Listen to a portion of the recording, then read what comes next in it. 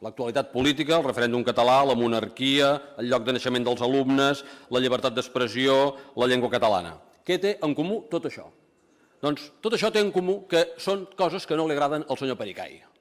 I amb això, el senyor Pericay i Ciudadanos li han posat un nom, que és adoctrinament. Vostès pensen que hi ha una veritat constitucional, que tot el que cap a la Constitució es pot ensenyar i és veritat, i tot el que està fora de la Constitució no es pot ensenyar. A més, les normes del currículum ho estableixen, hem d'ensenyar els alumnes a pensar, hem d'ensenyar els alumnes a ser crítics. I seus són els mitjans que menteixen i amaguen informació a la ciutadania sota les directrius del govern. I davant d'aquesta veritat,